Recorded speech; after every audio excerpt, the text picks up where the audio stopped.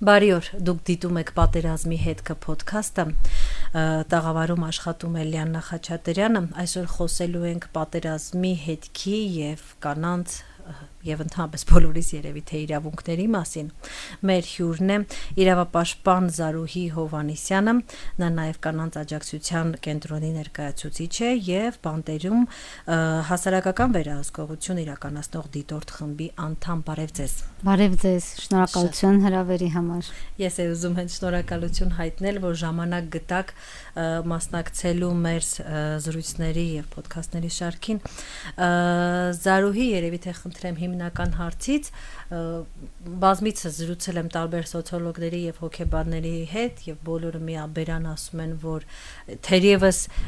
կան շատ քիչ մարկերներ, որոնք հստակ դիտվում են բոլոր հասարակություններում պատերազմի արդյունքում, և այդ մարկերներից մեկը բռնության աճն է հասարակության մեջ։ Անկախ նրանից, թե ինչպիսին է պատերազմի ելքը, մենք ունենում ենք պատերազմի հոգեբանական արդյունքի և գուցե նաև սոցիալական արդյունքի հետևանքները հաճախ բռնության տեսքով, ընտանեկան բռնության, փողոցային բռնության և այլ։ Մեզ մոտ ըստ ձեր դիտարկումների ինչպիսին է իրավիճակը։ Սոցիոլոգների հետ համաձայն եմ, այդ բռնությունը, որը տեսնում են մարդիկ, դա բավական ծանր և գլոբալ բռնություն է պատերազմը, որպես այդպիսին, և ցավոք սրտի համաշխարհային կտրվածքով դեռևս արդարացվում է ցանկացած միջոցով պատերազմելը։ Մենք տեսանք Արցախյան այս իրավիճակը, երբ որևէ միջազգային հստակ արձագանք չեղավ, որ անթույլատրելի է նման պատերազմի բռնկումը, և հարցերը պիտի լուծեն բանակցությունների միջոցով, չկա աշխարհում որևէ հարց, որի շուրջ բանակցությունը չաշխատի։ Խնդիրը դա է, մենք ցանկանում ենք դա տեսնել, թե չենք ցանկանում դա տեսնել, եւ արդյոք կան այնպիսի կառավարություններ եւ կարողանում ենք ձևավորել այդպիսի հասարակություններ, որոնք միանշանակորեն դեմ լինեն պատերազմին եւ որևէ կերպ չսնուցեն այդ գաղափարը, որ կարելի է բռնությամբ հարց լուծել, եւ միշտ հաղթողն է, որ ստանում է ամեն ինչ եւ պարտվողը ոչինչ, եւ մենք իմիջիայլոց եղել ենք երկու դիրքերում էլ, հաղթողի եւ պարտվողի, եւ երկու ժամանակներում էլ մեր հասարակությունն էլ չի մերժե պատերազմը եւ ավելին համարել է, որ դա արդարացված է, եթե ինձ սպանում են, ես կարող եմ սպանել եւ հակառակ, այսինքն պիտի գա մի կետ, որ անկախ անցյալից, անկախ ներկայից ասենք ստոպ, պատերազմ չի կարող լինել, եւ մենք դեռևս համաշխարհային կտրվածքով փորձում ենք տարբեր երկրներում էլ արդարացնել ուկրաինական պատերազմը, որ շարունակվում է համարտկությունը իրավիճակը, իհարկե միակողմանի, այո, մենք դեռևս միջազգային իրավունքով էլ ունենք թույլատրող պատերազմը արդարացնող իրավունք, որը Հաագայի այդ ամբողջ բաներն են, իրավունքներն են, եւ մյուս կողմից մենք ունենք մարդասիրական իրավունքների վերաբերյալ կոնվենցիաներ, որը ուղղակի տալիս է այնպիսի սահման, որ այ տեսեք, եթե անզեն է, պետք է այսպիսի նորմեր կիրառել, եթե կոմբատանտներ եւ ոչ կոմբատանտներ են, պիտի այսպիսի նորմեր կիրառել։ Այսինքն դեռևս ունենք գլոբալ պատերազմի թույլատրելիություն, ինչը մարդկության չարիքն է եւ ծնում է այլ չարիքներ եւ հետևանքներ։ Մենք այսօր իհարկե կխոսենք հետևանքների մասին եւ հատկապես որպես դաշտում աշխատող իրավապաշտպան ամենօրյա իմ գործունեության մեջ տեսնող մարդկանց, որոնք ուղղակի պատերազմի տրավմայի արդյունքում հայտնվում են բավական ծանր կացության մեջ, դրանք եւ բռնի տեղահանվածներն են եւ այն անձինք, ովքեր մասնակցել են պատերազմին եւ վերադարձել են իրենց տներ եւ չեն ստացել որևէ ռեաբիլիտացիա, այնպես երկարատև ռեաբիլիտացիա, 1-2 հոգեբանի հետ հանդիպումը ես ռեաբիլիտացիա չեմ համարի, որովհետեւ այն ծանր տրավման, որը պատճառում է պատերազմը, 2-3 հանդիպմամբ հնարավոր չէ կասեցնել կամ վերադարձնել բնականon կյանք, այդ մարդիկ մնում են հենց պատերազմի դաշտում իրենց տրավմաների, բաց տրավմաների հետ եւ բերում են հավելյալ իրենց ընտանիք եւ այդ ընտանիքում պատճառում նորանոր տրավմաներ։ Կանանց վիճակի մասին եմ մասնավորապես ուզում խոսել, որովհետեւ կարծես թե պատերազմի թե ժամանակ, թե արդյունքում կանայք մի տեսակ մղվում են հետին պլան, որովհետև առաջին պլան է բնականաբար գալիս զինվորը, պատերազմողը, նրա կյանքը շատ ավելի կարևոր է դառնում եւ հասարակության մեջ կանայք դառնում են ավելի, այսպես ասենք, երկրորդ սեռ, հա, օգնող, բայց հետո որքան ես եմ հասկանում, ավելին ասեմ, եւ հետո բռնությունների ժամանակ էլ ընտանեկան շատ հաճախ, եթե հատկապես այս դեպքում բռնարարը մասնակից է եղել պատերազմի, շատ ավելի մի տեսակ ամոթ է լինում բողոքել նրա հասցեին, այս ամենը ինչպես է արտահայտվում մեր հասարակության մեջ, արդյոք դուք դիտարկում եք, ինչ տեսք ունի եւ ինչ զարգացումներ։ Կանանց իրավունքները ընդհանրապես պետք է հասկանանք, որ մարգինալ խմբի իրավունք չի, դա հասարակության 53%-ի, մեր երկրում 53%-ն են կանայք, 53%-ի իրավունքներն են, այսինքն փաստացի մեծամասնության իրավունքներն են։ Եվ իրապես պատերազմը առաջին հարվածը հենց հասցնում է կանանց, եթե մարտի դաշտում տղամարդիկ մահանում են ֆիզիկապես, կանայք մահանում են ամեն օր։ Սկսած այն պահից, երբ ճանապարհում են մարտի դաշտ իրենց զավակներին, իրենց ամուսիններին, իրենց եղբայրներին, այդ պահից սկսած նրանք մահվան մեջ են, մինչև այն պահը, երբ կամ լուր են ստանում նրանց մահվան մասին, կամ վերադառնում են իրենց հարազատ տղամարդիկ, կամ ֆիզիկական վնասվածքներով եւ բնականաբար դրանց գումարված հոգեբանական ծանր իրավիճակով, կամ նույնիսկ ֆիզիկական վնասվածքներ չունենալով եւ ինչպես հայերը ասում են սաղ վերադարձավ, բայց դա այդ սաղ վերադառնալը բոլորովին այն վերադառնալը չի, որը մենք տվել ենք պատերազմից առաջ մեր տղամարդկանց, եւ մենք ունենում ենք սարսափելի տրավմաներ։ Այդ տրավմաների հետ աշխատելը մասնագիտական աշխատանք է, որը մեր պետության շրջանակներում որպես այդպեսին տղամարդկանց հետ չի կատարվում, բացարձակապես չի կատարվում։ Հիշեք առաջին ընթացքը պատերազմից հետո, այո, կազմվում էին հոգեբանների խմբեր, այցելում էին տարբեր բուժհաստատություններ, որպեսզի աշխատեն այդ տղաների հետ, փորձեն նրանց ինչ որ կերպ վերադարձնել մեր իրականություն, որտեղ իսկապես այդ տրավման մարդուն թողնում է հենց այն իրավիճակում։ Մենք ունենք տղամարդիկ, որոնք 90-ականներին են ուղակի մնացել ու չեն կարողացել ինտեգրվել հասարակություն, չեն կարողացել վերադառնալ բնականon կյանք, եւ մենք դրա արդյունքում ունենք բազմաթիվ խեղված ընտանիքներ։ Երբ երկարատև զբաղվում ես ընտանեկան բռնության խնդիրներով, տեսնում ես, թե ինչ իրավիճակ է լինում հետագայում։ Անգամ 5 երեխաների, 6 երեխաների պարագայում մենք ունենում ենք բավական ծանր իրավիճակ բռնության կնոջ նկատմամբ, որը ստիպված է լինում այլևս չպահպանել ընտանիքը եւ դուրս գալ այդ բռնարար հարաբերություններից, եւ որովհետեւ ֆիզիկական բռնությունը հասնում է սարսափելի մակարդակի, երեխաների նկատմամբ բռնությունը ընտանիքի ներսում հասնում է սարսափելի դրսևորումների, ընդ որում գոմում երեխային կապելը, ընդ որում տաք գործիքներով ուղղակի վառարանից վերցնել եւ դաջվածքներ թողնելը երեխայի վրա, այսինքն այդ ամենը խեղման եւ բավական ծանր իրավիճակի արդյունք է, բայց պատճառը մենք պետք է հասկանանք, որ բռնության պատճառը անհավասարությունն է։ Այո, դուք նշեցիք, որ կանայք մղվում են երկրորդ պլան, կանայք միայն պատերազմի ժամանակ չեն մղվում։ Կանայք մեր հասարակության սպասարկող խավն են։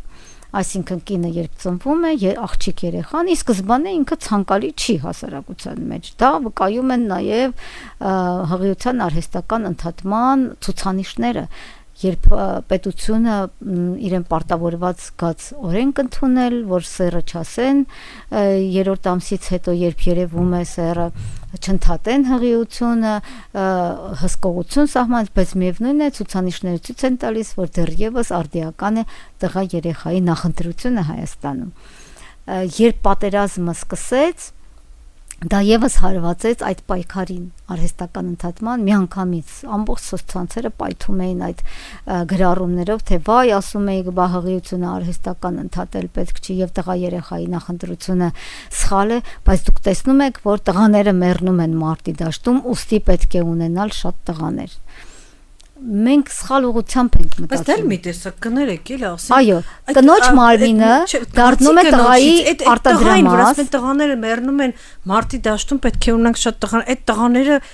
թնդանոթի միշտ չեն, ոչ մի կին թնդանոթի միշտ չի բերում, ինքը երեխա որդի է բերում։ Հենց դա է խնդիրը, մենք լրիվ սխալ ուղղությամբ ենք մտածում, ոչ թե մտածում ենք ընդհատել բռնությունը, պատերազմները, այլ մտածում ենք ինչպես սպասարկել այդ բռնության մեքենային ավելի շատ։ Փաստորեն ստացվում է մեր մտածողությունը հենց այդ բռնության մեքենայի մսաղացը սպասարկելու մեջ է եւ ոչ թե ամեն կերպ դադարեցնելու այդ բռնությունը։ Հիմա կասեն մեզնից չի կախված, հարևանից է կախված, չգիտեմ ինչ, ամեն ինչ կախված է յուրաքանչյուրիցս, թե ինչ մտածողության կրող ենք մենք, ինչպես ենք պատկերացնում, եթե այդպես ենք պատկերացնում, ուստի մենք նախընտրելի չենք համարի աղջիկ երեխային, կհամարենք տղա երեխային նախընտրելի, ուստի հետո մենք շատ մեծ պատրաստակամությամբ կասենք, որ այդ մեքենային տալիս ենք զավակներ, եւ հետո էլ նույն կերպ կարտադրենք այդ զավակներին եւ կստորադասենք կանանց որպես սպասարկող անձնակազմ տղամարդկանց կմահաճույքին։ Ի վերջո կանայք չեն հայտարարում այդ պատերազմները, ի վերջո նորից տղամարդիկ են հայտարարում այդ պատերազմները եւ այդ տրավմաները եւս բերում են տուն տղամարդիկ փաստացիորեն։ Ինչ արդյունքներ ենք մենք հիմա արդեն տարիներ հետո արձանագրել։ Հատկապես այդ 44 օրյայից հետո դուք ունեք ինչ որ գրանցած իրավիճակ, արդյունքներ, դեպքեր, խնդրեմ։ Անպայման։ Եթե պատերազմից առաջ մենք ունենում էինք, ասենք, տարեկան թեժ գծի հեռախոսազանգերի տեսանկյունից մոտավորապես 2000 զանգ, մենք այժմ 2023 թվականի արդյունքներով ունենք գրեթե 5000 հեռախոսազանգ տարեկան։ Այդպիսի աճ է գրանցվել։ Միևնույն ժամանակ մենք ունենք բռնությունների բավական դաժան դեպքեր, հենց պայմանավորված պատերազմում մասնակցությամբ մենք առանձին գնահատման դեպքի գնահատման շրջանակներում հարցնում ենք արդյոք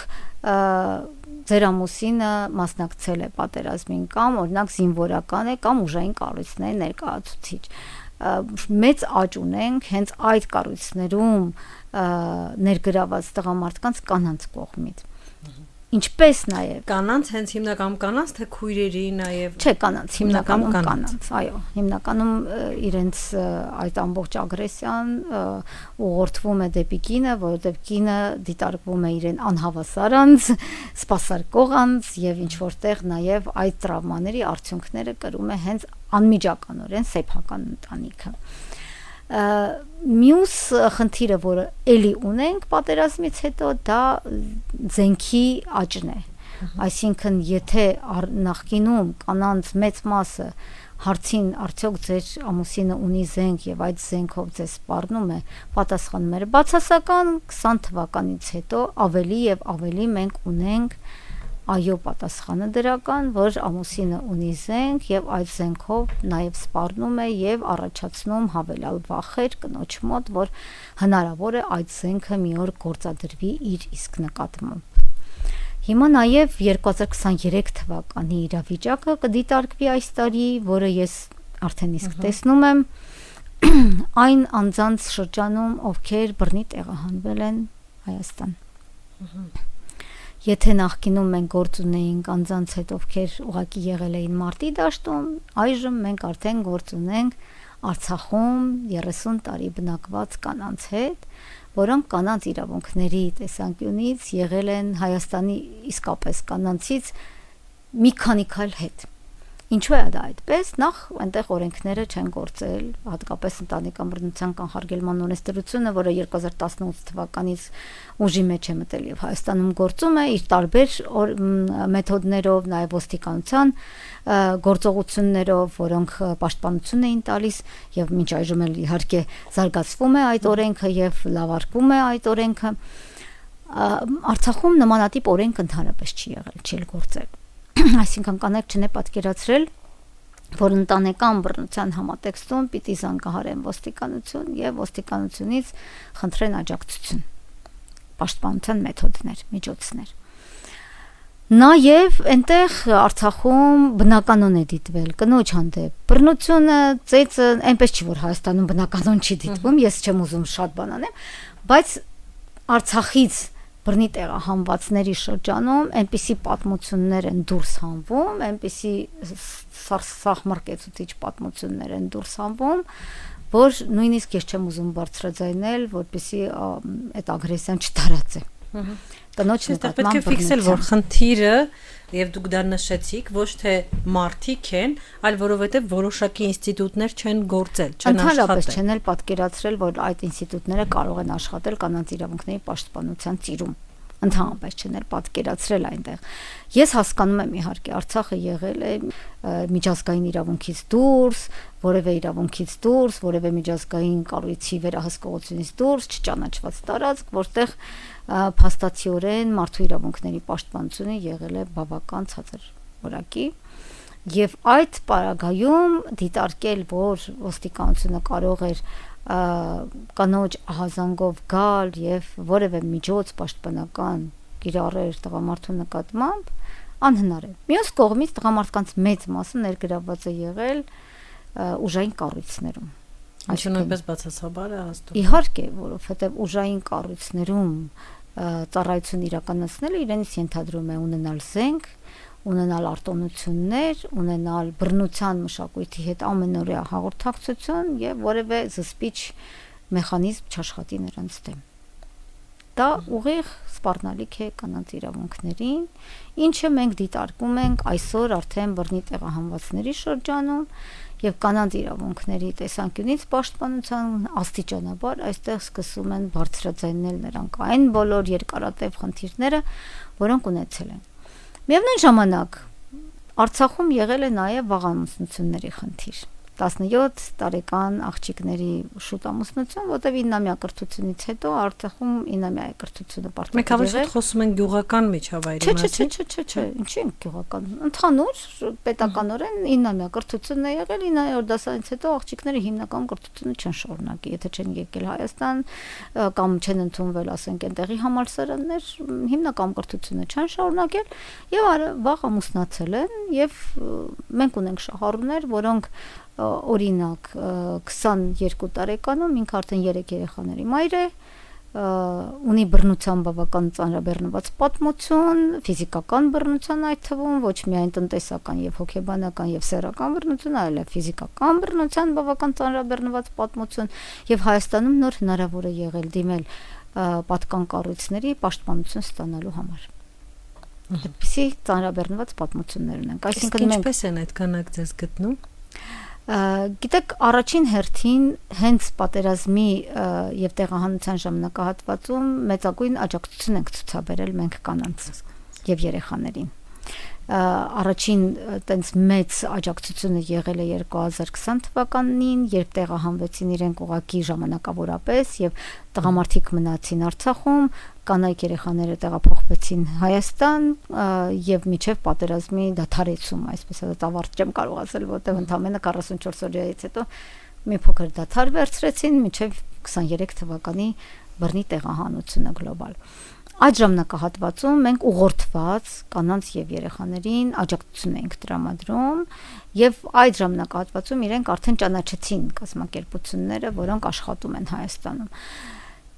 Ապա 2023 թվականից հետո բոլոր մարզերում գործող աջակցման կենտրոնները փորձեցին ապահով տարածքներ ստեղծել բռնի տեղահանված կանանց համար։ Ապահով տարածքները վերաբերում էին հենց պատերազմի տրավմայի հաղթահարմանը, որ իրենք խոսեն, պատմեն, իրենց հետ շփվեն, որովհետև ի վերջո սոցիալիզացիան Հայաստանում շատ ավելի դժվարանում է, ինտեգրման process-ը, սկսած լեզվական բարիերներից, շատ բաներ չիմանալը, իրենց համար խնդիրներ առաջանալը, եթե քաղաքային վայրում են ապրում, օրինակ մայրաքաղաքում, սկսած տրանսպորտից օգտվելը եւ մետրոյից օգտվելը խնդիր է կանանց համար, եւ այդ ամենը կարևորվում էր, որպեսզի մենք աշխատենք իրենց հետ եւ ստեղծենք մի ապահով տարածք, որ իրենք գոնե փոխանակվեն ապահով տարածքներ։ Ապահով տարածքները ստեղծվելուց հետո, երբ այնտեղ նաև իրականացվում էին հոգեբանական աշխատանքներ, իրականացվում են նաև թերապիաներ, հիմնականում արտ-թերապիաների տեսքով նկարել, գործել, ինչ-որ բաներ խոսել, պատմել եւ արտացոլել այդ ժամանակահատվածում, վերհանվում էին նաև բռնության պատմությունների խնդիրը։ Կամաց այդ կանայք դառնում էին նաև աջակցման կենտրոնների շահառուներ, որտեղ պարզ էր դառնում, որ երկարատև բռնության պատմություն կա, որը որևէ աջակցություն չի ստացել։ Եվ այդպես վերհանվում են խնդիրները, նաև հնարավորություն կա այստեղ հանրային իրազեկումներ իրականացնելու, որպեսզի այն կանայք եւ աղջիկները, որոնք գտնվում են այդ իրավիճակում, ուղղակի ահազանգեն բռնության մասին եւ թեժ գծերի հեռախոսահամարներ են տրամադրվում, այսինքն այդ ապահով տարածքները հնարավորություն են տալիս նաև խոսել իրենց պատմություններից, տրավմաներից, սկսած ընտանեկան բռնությունը մինչև տեղահանման տրավման։ Դուք ասացիք, որ փոխվել է բռնության ձևը, շատ ավելի դաժան է դարձել։ Կարող եք, չգիտեմ, 1-2 օրինակով նկարագրել, թե օրինակ ինչպիսի ձևեր է ընդունել բռնությունը։ Նայեք, եթե նախկինում կարող էր ուղղակի բռնությունը լինել ձեռքով, ոտքով, ծեծի կամ ապտակների տեսքով, որը էլի ծանր բռնություն է, մարդու վրա թողնում է բավական ծանր հետքեր, այժմ կարող են լինել բռնություններ սուր գործիքներով, բավական ծանր բռնություններ, գոտիով, երկարատև ծեծի տեսքով, մենք ունենք այդպիսի կին, որը ուղղակի փախել է իր տնից, բայց ասում էր, այս անգամ այդքան ծանր չի վիճակը, ու որ ասում ես, որ ծեծել է ոտքով, ձեռքով եւ այլն, որն է ասում է, նախկին 1 ամիս առաջ այնպես էր ծեծել, օրինակ գոտիով, որ ես մի քանի օր չէի կարողանում վերկանալ անկողնուց եւ 3 ամիս չէին լավանում վերքերս մեջքի վրա, թարախակալել էին, որտեղ գոտու այդ հետքերը մնացել էին։ Ամուսինը պատերազմի մասնակից է, տրավմատիկ անձ, որը տեսել է իր եղբոր մահը, ինքը լաց լինելով պատմում է, նաև ասում է հասկանում եմ, որ ինքը տրավմատիկ է, բայց ի վերջո գիտեք, հասկանալը դա մեկ բան է, մյուս բանը ինչքան հնարավոր է ընտանիքում այդ իրավիճակը տանել։ Իհարկե պետք է չի տանել, բնականաբար, բայց այստեղ պետք է մասնագիտական աշխատանք, մասնագիտական աջակցություն տվյալ անձին եւս, որը տրավմատիկ է, բայց առաջին հերթին կնոջը, որը արդեն այնքան է համբերել այդ իրավիճակը, բայց երբ հետ ես գալիս, ասում ես պատերազմից առաջ ինչպես էր, հա սարսափելի խանդում էր, սարսափելի հետապնդում էր, ես փակված էի տանը, միևնույն է ամեն մի հեռախոսազանգը ինչ որ որպես կանոն ինչ որ հիմք լինում է, որը Դե իհարկե, մենք որ պատերազմը դիտարկում ենք, դա ոչ թե պատերազմը պատճառն է բռնության, այլ պատերազմը վատթարացնում է իրավիճակը, այսինքն բռնությունը դարձնում է ավելի ծանր եւ ավելի սոսկալի։ Այսինքն նույն կինը պատմում է, որ պատերազմից առաջ երբ ամուսինը, ասենք իրենք համատեղ 8 տարվա պատմություն ունեն, սարսափելի խանդել է, սարսափելի վիրավորել է իրեն ցանկացած, չգիտեմ, բարևի համար ինչ որ մեկին պիտակավորել է որպես դուրս ընկած, չգիտեմ, վիրավորել է որպես փողոցային, չգիտեմ, բարերով, այսինքն դա հոգեբանական բռնության շրջանակներում է տեղի ունեցել։ Տնտեսական բռնության է ենթարկել, որովհետև թույլ չի տվել աշխատել, որովհետև խանդել է, թույլ չի տվել, որպեսզի կինը իր գումարը ունենա, իր ազատությունը ունենա տեղաշարժման, այժմ արդեն անցել է արդեն սոսկալի ֆիզիկական բռնությունների այդ ծեծի տեսարանները, որոնք ես պատմում եմ։ Այսինքն բռնությունը ընտանեկան ինքը ունի կոնկրետ արմատ, ուժի եւ վերահսկողության խնդիր եւ անհավասար հարաբերությունների խնդիր։ Իսկ այն սարսափելի բռնությունները, որոնք ես պատմում եմ, դա կարող է լինել նաև պատերազմի արդյունքում, երբ մարդը ընդհանրապես այլևս չունենա վերահսկողություն, պայմանավորված նաև այն բռնություններով, որին ինքը ականատես է եղել, եւ կնոջ վրա պրոյեկտի ֆիզիկական ծանրագույն բռնություններ եւ համարի, որ ինքը կարող է նաև այդ անձին նման բռնությունների ենթարկել։ Ունեք ձեր փորձում դեպքեր, որ տղամարդը ինքը գիտակցել է, որ իր հետ ինչ-որ խնդիր կա, այսինքն առաջարկվել է օգնություն, այդ օգնությունը ընդունվել է շտկվելու կամ հասկանալու համար, որ ինքը ինչ-որ Նայեք, մենք կանանց հետ աշխատող կառույց ենք, այսինքն չենք աշխատում զույգերի հետ։ Լսել, չգիտեմ, որ կինը պատմել է։ Գիտեք, նայեք, ընդհանրապես պատերազմի տրավմայի հաղթահարումը մեկ աշխատանք է հոգեբանական, իսկ բռնարարի հետ աշխատանքը, բռնարարի ռեաբիլիտացիան, այսպես ասած, ինչպես ասում են, բոլորովին այլ աշխատանք է, այսինքն մենք ունենք միևնույն ժամանակ երկու աշխատանքների զուգակցում։ Այդ անձինք բռնարար վարք են ունեցել, միևնույն ժամանակ ավելացել է նրանց պատերազմի տրավման։ Հայաստանում ոչ բռնարարների հետ աշխատանքի որևէ փորձ կա դրական, ոչ էլ պատերազմի տրավմայի հաղթահարման դրական փորձ կա։ Երկարատևի մասին է խոսքը, բնականաբար կլինեն մասնագետներ, բայց երկարատև ծրագիր, որը իրականացվում է ասենք օրինակ Միացյալ Նահանգներում, տարբեր երկրներում պատերազմական գործողություններին մասնակցած պրոֆեսիոնալ զինծառայողների հետ Հայաստանում նմանատիպ որևէ աղերս չունեցող ծրագիր չկա։ Գոյություն չունի։ Բռնության շղթայի մասին է ուզում խոսել, որովհետև մենք հաճախ երբ որ խոսում ենք ընտանեկան բռնության մասին, կին տղամարդ այս ծիրում ենք դիտարկում, բայց երբ որ ավելի տենց խոշորացույցով ես նայում, ուժեղ թույլ ծիրում է, չէ, ինքը ավելի շատ տեղի ունենում, եւ այս թույլը կարող է լինել նաեւ, չգիտեմ, ծերը, ընտանիքի անդամ, կամ հաճախ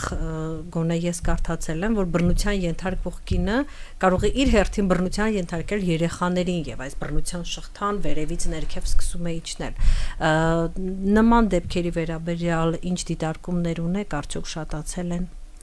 Դուք շատ լավ նշեցիք մեծահասակների նկատմամբ բռնությունը, մենք Հայաստանում ունենք մայրասպանության դեպքերի բավական մեծ ցուցանիշ աճ։ Հիմա պատերազմից հետո 2023 թվականին եմ ես դիտարկել, որ ունենք աճ եւ դաժան սպանություններ իմիջայլոց տղաների կողմից մայրերին։ Չեմ դիտարկել, թե ինչպիսի պատմություն ունի կոնկրետ տղան, տղամարդը, որը դա կատարում է, բայց աճը կոնկրետ գրանցում եմ, ասում եմ, որ կա գոյություն ունի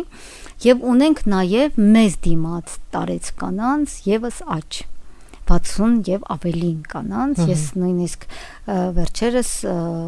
ունեի 84 տարեկան կին, որը ապաստարանում էր եւ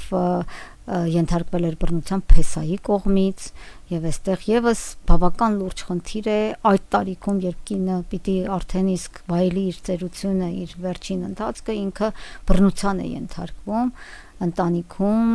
տղամարդու կողմից, դա կլինի իր տղան, թե փեսան, միևնույն է, էլի համատեղ ապրող ընտանիք է։ Դա եւս լրջագույն խնդիր է, որը դուք դիտարկում եք, եւ միևնույն ժամանակ երեխաների խնդիրը դիտարկեցիք։ Երեխաների իրավունքների պաշտպանությունը ընդհանրապես բոլորին այլ խնդիր է, այլ դաշտում ենք մենք դիտում, որովհետեւ երեխան ի սկզբանե հավասար չի։ Չէ՞, մեծահասակները տղամարդ եւ կին կարող են դիտարկվել այդ հավասարության ծիրում, բայց երեխան մեր պաշտպանության կարիքն ունի մեծահասակների։ Բայց փախնելու տեղ էլ չունի երեխան, որ բայց եւ բարձրաձայնելու հնարավորություններն են շատ ավելի քիչ երեխայի եւ միևնույն ժամանակ ինչ որ մեկը պիտի իրեն խնամի, այսպես թե այնպես ինքը գտնվում է խնամում եւ որոշումների կայացումը իր կյանքի վերաբերյալ պատկանում է ծնողին։ Մենք նույնիսկ ունենք իրավիճակ, երբ կինը երեխաների հետ գալիս է ապաստարան եւ ինչ որ մի պահի ասում է չէ դեռևս պատրաստ չեմ խզել բռնարար հարաբերությունները, դեռևս մեկ էլ պիտի փորձեմ, մեկ էլ ուզեմ եւ այլն կազմակերպել այդ համատեղ կյանքը, երեխան միաձայն գոռում է ապաստարանում, որ ինքը չի ուզում վերադառնալ նմանատիպ ընտանիք, բայց մենք այլ լուծում չունենք։ Պատկերացրեք, իր որոշումը չի կարող ազդեցություն ունենալ որևէ կերպ մոր որոշման վրա եւ նրա խնամողը, խնամակալը պատասխանատուն նրա համար մայրն է եւ նրա այդ հոգեհուզական վիճակը որևէ կերպ մենք չենք կարող կառավարել, որովհետեւ պետությունը չունի այդ բանը գործառույթը գոնե ժամանակավորապես այդպիսի ընտանիքից հեռացնել երեխային եւ պահել միանգամից տոպիկի արժև ենք կանգնում, ապաստարանից լաց եղող երեխային տալիս ենք մոր ձեռքը, ասում ենք հիմա որոշումը քոնն է, ինչ անենք, ոնց բերել ես, այդպես է պիտի տանես, էլ ոչինչ բան չենք կանել։ Տեսեք երեխաները ամենախոցելին են, էլի եմ ասում, այս իրավիճակում, որտեղ եթե կինը մի օր կարող է որոշում կայացնի եւ դուրս գա, երեխան որևէ կերպ չի կարող որոշում կայացնի եւ դուրս գա այդպիսի ընտանիքից կամ հարաբերություններից։ Մյուս խնդիրը, երբ կինը բռնության ենթարկվելով փախչում է, ինչ որ կերպ մազապուրծ է լինում, փախչում է այդ ամուսնուց, իսկ երեխաները մնում են նրա մոտ եւ սարսափելի մի հատ երկարատև պատմություն է ստացվում իրավական ճանապարհ բռնարարից երեխաները վերցնել եւ տալ մորը։ Այն դեպքում, երբ բռնարարը կոնկրետ ունի տուն, աշխատանք, ինչ որտեղ միջոցներ, իսկ այդ կինը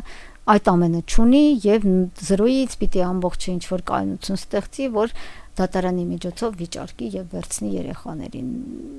Այդ ծիրում տեսնում է երեխան ամեն ինչ, տրամադրվում է մոր նկատմամբ, մոր վերաբերյալ պատմում են լեգենդներ։ Իդեպ մոր վերաբերյալ լեգենդներ պատմելը նույնպես ես հիշում եմ մի անգամ լսեցի, որ սուտ ինֆորմացիա մորը դեմոնիզացնելը նույնպես համարվում է բռնություն երեխայի նկատմամբ։ Դե հա, բայց այդ բռնությունը ոնց է ընդհանրապես հա վերհանվում, ինչպես է որակվում եւ ինչպես կարող է պաշտպանվել երեխան, այդ ամենը ինչ է շատ ծանր է։ Ուղղակի չի արվում որպես այդպեսին, դա շատ երկար process է, երբ հոգեբանական փորձաքննություն պիտի անցնի երեխան, որքանով են փորձաքննություն իրականացնողները իսկապես խորապես դիտարկում, չեն ասում վայ չի սիրում մամային, չի գնում մամայի մոտ, բայց պաշտում է հորը, բայց հորազդեցությունը ինչպիսին է, շատ ծանր process է, ու երեխան դառնում է այսպես կռվախնձոր, ամբողջովին խեղվում է նրա մանկական հոգեբանությունը եւ նա հետագայում կարող է ուղղակի փոխարել այդ բռնարար վարքը եւ իր կյանքում այդպիսի ճանապարհով էլ քայլել, այլ խոսելով բռնության շղթայի մասին, եկանք հասանք այնտեղ, թե ինչպիսի վարքային մոդել է ի վերջո փոխարում երեխան, վերցնում իր կյանքի համար որպես ուղենիշ եւ ինչպես է շարունակվում նաեւ իր կյանքը եւ ինչպես է ինքը ի վերջո հետագայում ընտանիք կազմում։ Տեսեք, երբ խոսում ենք ընտանեկան բռնության մասին, հատկապես պատերազմի արդյունքում, հա, որպես հետևանք բռնության մասին, դուք ասացիք, որ բավականին խոցելի են հենց զինվորականների կամ պատերազմի մասնակիցների ընտանիքները, այս ծիրում, երբ զրույցներ են տեղի ունենում, մի անգամից հնչում են մեղադրանքներ, որ դուք չափազանցնում եք, դուք ուզում եք քանդել հայ ընտանիքը, ավիրում եք, չգիտեմ, հայ զինվորի, հայ մարտիկի կերպարը, նրան ներկայացնելով որպես բռնարար, ինչպես է արձագանքում նման մեղադրանքներ։ Նախ ոչ թե այստեղ կերպարի աղավաղելու խնդիրն է, այլ պետք է միանշանակորեն հասկանալ, որ պատերազմը դա չարիք է եւ պատերազմի արդյունքները լինում են բռնությունը։ Միևնույն է, այդ լինի 90-ականներին, լինի 2000-ականների 20-ականներին, միևնույն է, պատերազմը ինքը չարիք է, լինի Հայաստանում, լինի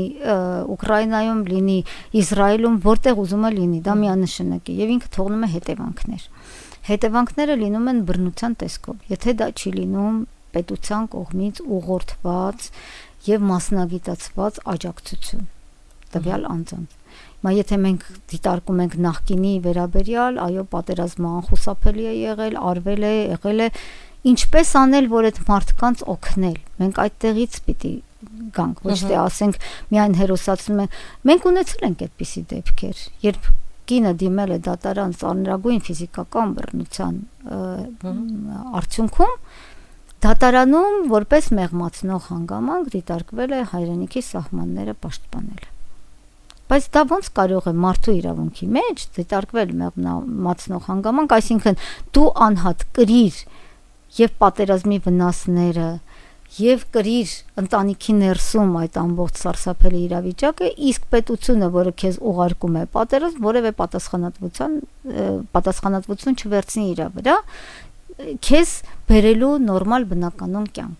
Էլի եմ ասում, պատերազմում մարդիկ մնում են հենց այնտեղ, նրանց պետք է մասնագիտական աջակցություն, նրանց պետք է օգնություն, նրանց պետք է ուղղակի հանել այդ տարածքից, իսկ դա պիտի ուղղորդված պետություն անի։ Պետությանը շատ ձեռնտու է այդ դիսկուրսը զարգացնել, ասել ձեզ բոլորիդ հերոսի կոչում ենք տալիս, դրանով բավարարվեք, այդ մեդալը ինչա, որը ոչ մի բան մարդու հոգեբանությանը չի տալիս որպես այդպեսին։ Միևնույն ժամանակ մենք շատ լավ հիշում ենք 90-ական թվականներին, թե ինչպիսի սոցիալական ծանրագույն իրավիճակում մնացին պատերազմի մասնակիցները, նույնիսկ նրանց որևէ արտոնություններ չտվեցին, նրանց հնարավորություն չտվեցին նույնիսկ իրենց սոցիալական խնդիրներ լուծելու։ Էլի այդ ամեն ինչը եկավ ծանրացավ ընտանիքների վրա։ 2020 թվականի պատերազմից հետո բազմաթիվ հայտարարություններ ենք տեսնում, որ այսինչ այնինչ զինվորականին նախկին հարկավոր է բուժօգնություն, անհապաղ վիրահատություն ու հասարակությունն է էլի սկսում գումար հավաքի, այսինքն այդ պատասխանատվությունը այդ մարդկանց խնդիրները, հետո դրանից հետո սկսեցին վիճել, թե արդյոք պիտի զինգրքույկներում գրեն պատերազմի մասնակից, թե չպիտի գրեն, ինչքան մարդիկ վիճարկում էին, որ իրենք էլ են մասնակից, բայց այդ նշանը, այդ դաջվածքը իրենց բանում չկա, գրառումը չկա իրենց զինգրքույկներում, այսինքն հոգատար մոտեցում է ուղղակի պետք մարդկանց, որոնք իրենց կամքից անկախ, օրինակ ժամկետային զինծառայողներ էին, ուղղակի ժամկետային զինծառայողներ էին, իրենց կամքից անկախ հայտնվել էին ռազմական գործողությունների կենտրոնում, իրենք պետք է ունենան աջակցություն, անհապաղ աջակցություն, երկարատև աջակցություն, հասարակության ուշադրության կենտրոնում լինեն միայն հերոսացումը եւ խոսքային մշակույթում ուղղակի ասել հերոս, որևէ բան չի տալիս այդ մարդկանց, այդ մարդիկ ունենում են բավական ծանր տրավմաներ, այդ մարդիկ հետագայում իրենց ընտանիքներում են ունենում խնդիրներ եւ մնում են ի վերջո իրենց տրավմաների հետ մենակ։ Մեր ժամանակը ավաղ մոտենում է ավարտին, բայց այդուհանդերձ կուզեի վերջում փորձենք օգնել բոլոր նրանց, ովքեր մեզ լսում են, որ դեպքում ինչ անել, եթե դուք ունեք տանը ընտանեկան բռնության դեպքեր կամ ձեր հարևանի մոտ եք լսել, չգիտեմ, ձայներ, ես երբ պատրաստվում էի այս թողարկմանը, ես խոսում էի տարբեր մարդկանց հետ եւ ինձ ասել էին, որ օրինակ, հա, չգիտեմ, հարևանի տնից ամեն երեկո լացի երեխա լացի ձայն է գալիս ու ըստ երևույթի մայրիկը ծեծում է, հա, ծեծի է ենթարկում։ Այն նման տարբեր դեպքերի դեպքում որ ստրատեգիան է ճիշտ ըստ ձեզ։ Հայաստանում միանշանակ ուզում եմ իմանալ, որ գործում է ընտանեկան բռնության կանխարգելման օրենսդրությունը, որի շրջանակներում ոստիկանությունը ցանկացած ահազանգի պարագայում, երբ զանգահարում են ցանկացած կետից Հայաստանի 102, պետք է արձագանքի տարածքը ճշտելով եւ ամեն տարածաշրջանում իր բաժինը կա ընտանեկան բռնության հետ զբաղվող մասնագիտացված ստորաբաժանում, որը պիտի այցելի այդ բնակարան եւ պարզի, թե ինչ է կատարվում։ Ահազանգ կարող է հնչեցնել յուրաքանչյուր անձ, իր ընտանիքի անդամը, հարևանը, պատահական անցորդը, որևէ մեկը, որը ուղղակի պատահաբար ականատես է դառնում բռնության, կարող է զանգահարել 102 եւ ահազանգել բռնության մասին։ Ոստիկանությունը ունի պաշտպանական միջոցներ, որոնք կիրառվում են, եթե հայտնաբերվում է, որ առաջին անգամ է բռնությունը իրականացվել ընտանիքում, նախազգուշացում է կիրառվում, եթե երկարատև բռնության եւ կրկնության վտանգ կա, ուրեմն կիրառվում է անհետաձգելի միջամտության որոշում։ Նախազգուշացման պարագայում անձը վերցվում է հաշվառման եւ մշտադիտարկվում է նրա գործողությունների ընթացքը։ Եթե 1 տարվա կտրվածքով նա կրկնում է այդ գործողությունը, ուրեմն արդեն տրվում է անհետաձգելի միջամտության որոշում։ Անհետաձգելի միջամտության որոշումը իրենից ներկայացնում է մինչև 20 օր ժամկետով բռնարարին բռնության ենթարկվողից հեռացնել որոշակի հեռավորության վրա, մետրերն նշվում են մինչև 200 մետր, 100 մետր, 50 մետր եւ այլն, եւ չզանգահարել, կապի միջոցներով չանհանգստացնել, եւ դա կարող է նաեւ հիմք հանդիսանալ հետագայում դիմելու համար դատարան, ունենալու պաշտպանական միջոց ավելի երկարատև ժամանակահատվածով։ Ինչ վերաբերում է աջակցությանը, ապա աջակցության կարող են դիմել բոլոր բռնության ենթարկվածները, կարող են զանգահարել 099 88 7808 հեռախոսահամարով կանանց աջակցման կենտրոնի թեժգից եւ ստանալ նախ անվտանգության պլանն է մշակվում, եթե վտանգի տակ է անձը եւ թե ինչպես պետք է դուրս գա այդ վտանգի ծուղակից եւ միևնույն ժամանակ տրվում է աջակցություն, հոգեբանական, սոցիալական, իրավական աջակցության տեսքով եւ ունենք երկու ապաստարան, որոնք գործում են նաեւ պետության համաֆինանսավորմամբ, որտեղ ընտանեկան բռնության կանխարգելման օրենսդրության շրջանակներում աջակցության կենտրոնը համարվում է այդ օրենքի մասը եւ աջակցություն է տրամադրվում սոցիալական հարցերի նախարարության կողմից եւ այդ ամբողջ գործունեությունը համակարգվում է նաեւ նախարարության կողմից միևնույն ժամանակ ապաստարանները, որոնք գործում են կանանց աջակցման կենտրոնի ներքո ճանաչվում են նաև որպես պետության կողմից ծառայություն մատուցող ապաստարաններ։ Շատ լավ, շատ շնորհակալություն, թեման իրականում շատ ավելի այո, շատ մեծ է, ցավոտ, հա, ու շատ ցավոտ, այդուհանդերձ շատ շնորհակալություն, իսկ թվում է մեզ բոլոր դիտողները որոշակի հետևություններ այդուհանդերձ հասցրեցին անել գոնե այնքան, որ կմտածեն եւ կփորձեն ավելի շատ ինֆորմացիա հավաքել այս հարցի շուրջ։ Շատ շնորհակալություն, ես բոլոր նրանց, ովքեր մեզ էին միացել, հիշեցնեմ, որ այսօր մեր հյուրն էր իրավապաշտպան Զարուհի Հովհաննիսյանը, նա կանանց աջակցման կենտրոնի ներկայացուցիչը եւ քրեակատարողական հիմնարկներում հասարակական վերահսկողություն իրականացնող դիտորդների խմբի անդամ։ Շատ շնորհակալ եմ։ Ես եմ շնորհակալ հրավերի համար։